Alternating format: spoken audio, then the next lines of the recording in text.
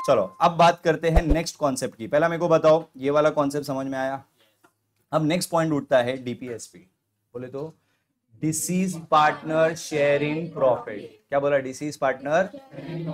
अब इसको समझने के लिए एक एग्जांपल लेते हैं, थोड़ा ध्यान से सुनना। मेरे को एक चीज बताओ, देखो रिटायरमेंट में कहने से हम लोग पार्टनर को बोल सकते हैं कि भाई तुझे अगर फर्म छोड़ना है तो तू ईयर के स्टार्ट में छोड़ दे।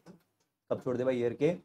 तो पिछले साल का जो भी हिसाब किताब होगा, प्रॉफिट लॉस, जो भी फाइनल अकाउंट हम बनाते हैं उसमें प्रॉफिट मिलता है। एक मिनट, मैं रीवैल्यूएशन प्रॉफिट का बात नहीं कर रहा हूँ, मैं पूरे फर्म का प्रॉफिट होता है ना जो अपने को फाइनल अकाउंट में मिलता है, मैं उस प्रॉफिट का बात कर रहा हूँ। तो तुम क्या करोगे भाई? पिछले साल का जो प्रॉफिट है ले और ईयर के स्टार्ट में ही निकल जाए, ईयर के एंड में ही निकल जाए, तब टेंशन नहीं है। बट डेथ में तुम ऐसा पार्टनर को बोल सकते हो क्या? देख तेरे को मरने का तो ईयर के स्टार्ट में मरने का, ऐसा बीच में नहीं मरने का। That is not possible.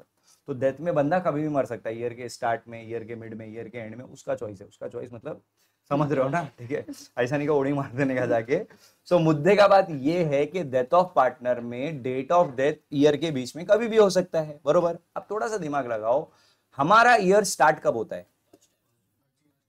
1 अप्रैल को स्टार्ट होता है। कब स्टार्ट होता है भाई? और सपोज हमारा जो पार्टनर है वो कब मरा मालूम है? से फॉर एग्जांपल 30 जून को मरा। अब जरा ध्यान से सुनो, अप्रैल 30 होता है, इट्स ओके। हाँ, अप्रैल, मई और जून। तो कहने से वो 3 महीना बिजनेस में एक्टिव था, वो फिर मरा है। अरे हाँ के ना? तो जरा ध्यान से सुनना, इन 3 महीनों में, ध्यान से सुनो इधर पे, कॉन्सेप्ट समझो। इफेक्ट्स डायरेक्ट रट्टा मारोगे, कल के दिन गड़बड़ कर दोगे, तो ध्यान से सुनो। तो भाई सिंपल सा पॉइंट है कि अगर वो 3 महीना बिजनेस में था तो उसको 3 महीने का प्रॉफिट मिलना चाहिए। एक minute, again I am repeating, मैं रीवैल्यूएशन प्रॉफिट लॉस का बात, मैं ओवरऑल बिजनेस का प्रॉफिट लॉस जो अपने को फाइनल अकाउंट से मिलता है ना, मैं उसका बात कर रहा हूँ। सारे इनकम एक्सपेंस सब एडजस्ट करने के बाद जो प्रॉफिट लॉस मिलता है। दिक्कत समझ में आ रहा है? ठीक है, तो अपने को क्या करना पड़ेगा, इस बंदे को 3 महीने का प्रॉफिट देना पड़ेगा। तो डिसीज पार्टनर शेयरिंग प्रॉफिट का मतलब समझा कि भाई जो पार्टनर मर गया वो जितने महीने भी फर्म में था उतने महीने का हमको उसको प्रॉफिट देना है। अब देखो इस एडजस्टमेंट में सबसे बड़ा दिक्कत क्या आएगा, पहला वो समझना। 1-2 मिनट का ब्रेक ले लो। तो भाई सिंपल सा पॉइंट है, ठीक है, कि भाई पार्टनर ईयर के बीच में अगर मरता है तो आपको उतने महीने का, अगर सपोज जून में मर रहा है तो अप्रैल में जून, अपने को 3 महीने का अपने को उसको क्या देना पड़ेगा भाई? प्रॉफिट। अब इसमें सबसे बड़ी दिक्कत कहां आएगी इस एडजस्टमेंट की, वो सुनो। देखो एक चीज समझो, मैं रिवैल्यूएशन प्रॉफिट लॉस का बात कर रहा हूं कि पूरे बिजनेस का? अब दिक्कत क्या है, पूरे बिजनेस का प्रॉफिट तुम निकालते कब हो? ईयर के एंड में। भाई तुम फाइनल अकाउंट कब बनाते हो? ईयर के एंड में। लेकिन ये तो बंदा भाई बीच में मर गया, आके ना। अब तुम उसको ऑप्शन दोगे, जो भी उसका एग्जीक्यूटर है, जो भी उसका वारिस है, कि भाई चलना तू ईयर के एंड में ले ले, हम लोग देखेंगे कैलकुलेशन करके, हो सकता है वो माने या ना माने। तो बोला नहीं नहीं, मेरे को तो अब भी कैलकुलेशन करके चाहिए। ठीक है, तो अब यहाँ पे हम लोग क्या करेंगे, उसको 3 ऑप्शन देंगे। ऑप्शन नंबर 1 हम लोग उसको क्या बोलेंगे, देख भाई इस साल का प्रॉफिट हम कब निकालने वाले हैं? ईयर के एंड में। और अभी तक ईयर तो एंड हुआ नहीं है, तो आप एक काम करो, आप पिछले साल के बेसिस पे, क्या बोला, हमारा अजम्पशन क्या रहेगा, पिछले साल जितना प्रॉफिट हुआ था उतना ही प्रॉफिट इस साल भी होने वाला है। तो पिछले साल के बेसिस पे हम क्या करेंगे, बोलेंगे भाई तू 3 महीने का प्रॉफिट निकाल और लेके चला जा। मतलब एग्जाम्पल के तौर पे पिछले साल 12,000 का प्रॉफिट हुआ था, तो हमारा अजम्पशन क्या रहेगा, इस साल भी कितने का प्रॉफिट होगा? तो उस हिसाब से 3 महीने का कितना हो गया? 3,000 ना। ये भाई कैसे, ये समझा क्या? अपने को उसको 3,000 का देने का मतलब 3 महीने का देना है ना। तो भाई 12 महीने का अगर 12,000 है तो 3 महीने का कितना हो गया? 3। मोरल ऑफ द स्टोरी, आप बेस क्या ले रहे हो? पिछले साल का प्रॉफिट। आप बेस क्या ले रहे हो? सपोज वो मान गया तो अच्छी बात है। दूसरा ऑप्शन है कि वो नहीं मानेगा, वो बोलेगा नहीं नहीं ऐसा कैसा हो सकता है, तुमने पिछले साल कम प्रॉफिट कमाया, उससे पहले तुम ज्यादा कमाते हो। तो हम लोग उसको क्या बोलेंगे, चलो आप एक काम करो, आप एवरेज प्रॉफिट के बेसिस पे ले लो। किस बेसिस पे? एवरेज का मतलब समझते हैं ना, अपन 4-5 साल का प्रॉफिट ऐड करेंगे, उतने नंबर से डिवाइड करेंगे तो अपने को ऑन एन एवरेज कितना कमाते हैं वो पता चल जाएगा। तो हम लोग उसको ये भी ऑप्शन देंगे, आप एवरेज का ऑप्शन ले लो, उस हिसाब से 3 महीने का प्रॉफिट निकाल के लेके चले जाओ। पॉइंट समझ रहे हैं? अच्छा, फिर भी नहीं माना तो हम उसको एक और ऑप्शन देंगे, एस्टिमेटेड प्रॉफिट का। किसका भाई? अब ये एस्टिमेटेड प्रॉफिट का मतलब क्या होता है कि भाई हमने देखा है कि हर साल हमारा है ना 10% से ग्रोथ हो रहा है। कितने परसेंट से? 10% से ग्रोथ का मतलब क्या है, अगर मेरा एक साल प्रॉफिट 10,000 है तो उसके अगले साल 10% बढ़ जाएगा। समझ में आ रहा है? तो कितना हो जाएगा भाई, 10,000 का 10% मतलब 1,000। 1,000 बढ़ गया तो मतलब कितना हो गया? 11,000। किसी किसी बिजनेस में हमको लग रहा है कि भाई 20% से ग्रोथ हो रहा है। पॉइंट समझा? तो हम लोग बोलेंगे देखो हमारा एस्टिमेशन है कि इतना इतना इस साल प्रॉफिट होगा। अब एस्टिमेशन के बेसिस पे ले लो। पॉइंट समझ रहे हैं?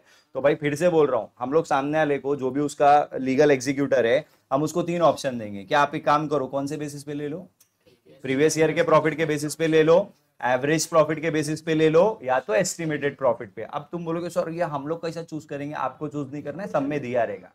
सब में बोलेगा कि डिसीज पार्टनर को प्रीवियस ईयर के बेस पे प्रॉफिट दो, या एस्टिमेशन के बेस पे, या फिर एवरेज प्रॉफिट। तो तुमको टेंशन लेने का जरूरत नहीं है, क्वेश्चन में मेंशन रहेगा। लेकिन देखो एक चीज समझना, सुनो सुनो सुनो सुनो, अभी सपोज क्वेश्चन में तुमको बोल दिया कि प्रीवियस ईयर का प्रॉफिट ले लो। अब देखो तुमको जो प्रीवियस ईयर का प्रॉफिट दिया हुआ है वो तो पूरे साल का है ना, तो हम उसको पूरे साल का प्रॉफिट देंगे, या वो जितना महीना फर्म में था। तो इसके लिए तुमको क्या करना पड़ेगा मालूम है? इनटू कंसर्न पीरियड अपॉन 12 करना पड़ेगा। कंसर्न पीरियड का मतलब समझा ना भाई, जितना महीना जिंदा था उतना महीना। तो बेसिकली हमारे एग्जाम्पल में 3 महीना, पॉइंट समझा ना, अप्रैल में और जून, तो 3/12। अच्छा, और एक चीज, जो आप प्रॉफिट ले रहे हो, मेरे को एक चीज बताना, वो किसी एक पार्टनर का या पूरे फर्म का है? तो हम उसको पूरे फर्म का प्रॉफिट देंगे या सिर्फ उसका शेयर, हिज और हर शेयर। तो ये हो गया तुम्हारा डीपीएसपी का बेसिकली फॉर्मूला। तुम इसको यूज करो, तुमको डीपीएसपी का अमाउंट मिल जाएगा। 1 मिनट, पॉइंट समझा क्या? फिर से बोलना, ये तीनों लेने का कि तीनों में से कोई एक लेने का? या तो प्रीवियस ईयर, या तो एवरेज, या तो एस्टिमेटेड, ये तीनों में से कोई एक लेने का सम के अकॉर्डिंगली। फिर क्या करने का? कंसर्न पीरियड अपॉन 12, फिर क्या करने का? इनटू हिज और हर शेयर, जो भी उसका शेयर है उससे मल्टीप्लाई करना, तो तुमको डीपीएसपी उसका शेयर पता चल जाएगा। Is it clear? पहला कॉन्सेप्चुअली ये क्या होता है ये समझा? अच्छा, इस एक और पॉइंट याद रखना, मैंने तुमको रिटायरमेंट के टाइम पे ही बोला था, आप है ना जो पार्टनर फर्म छोड़ के गया है ना, उसको सब चीजें ना ऐसा अलग अलग नहीं दोगे, ये ले तेरा कैपिटल, ये ले तेरा गुडविल, ये ले तेरा रिजर्व, नहीं। हम लोग क्या करेंगे, सारा चीज उठा के उसको कैपिटल में एडजस्ट कर देंगे, सारा चीज उठा के कहां डालेंगे उसके, और फाइनली उसका जो कैपिटल बन के निकलेगा फाइनल अमाउंट, वो हम उसको या तो पे कर देंगे या तो लोन में डालेंगे। वही करते थे ना, यहाँ पे भी सेम लॉजिक है। आप यहाँ पे भी सारा चीज किधर एडजस्ट करने वाले हो? उसके कैपिटल में। एंड फाइनली जो उसका कैपिटल बनेगा वो हम या तो पे करेंगे या तो लोन में ट्रांसफर करेंगे। पहले ये चीज क्लियर है। अब देखो डीपीएसपी का ये स्पेशल फॉर्मूला और कॉन्सेप्ट समझ लो, और उसके अलावा इसकी एक स्पेशल एंट्री भी याद रखो। अब वो स्पेशल एंट्री क्या है वो भी मैं ऑलरेडी तुमको बता चुका हूं। PNL suspense account debit to outgoing partner, या डिसीज पार्टनर भी बोल सकते हो, मतलब जो पार्टनर मर गया। तो सिंस तुमने आउटगोइंग का हमेशा याद रखा है तो आउटगोइंग पार्टनर ही लिखेंगे। तो आउटगोइंग पार्टनर्स कैपिटल अकाउंट, मतलब जो पार्टनर फॉर्म छोड़ के गया।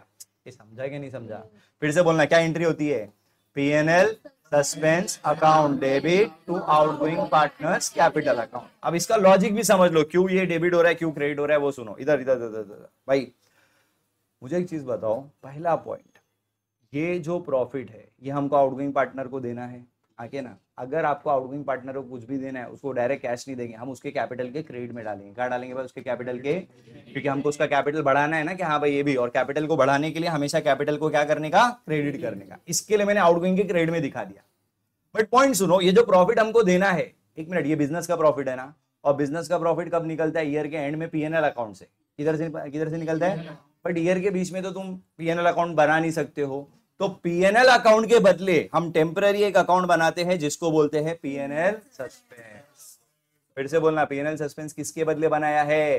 Profit and loss. जो फाइनल अकाउंट करते थे उसमें प्रॉफिट एंड लॉस बनता था, लेकिन ईयर के बीच में प्रॉफिट एंड लॉस नहीं बन सकता। तो इसके लिए आप क्या बनाओगे? PNL suspense. तो फिर से एक बार एंट्री बोलना, किसको डेबिट करना है भाई? पीएनएल सस्पेंस को to outgoing partners capital account. Is it clear? कोई डाउट है? ठीक है, सम में कैसे यूज करना है इस एंट्री को वो भी मैं बता दूंगा। ठीक है, पहले मेरे को बताओ डीपीएसपी का स्पेशल कॉन्सेप्ट समझा गया? Because usually DPSP death of partner के सम में ज्यादातर पूछते हैं। ठीक है।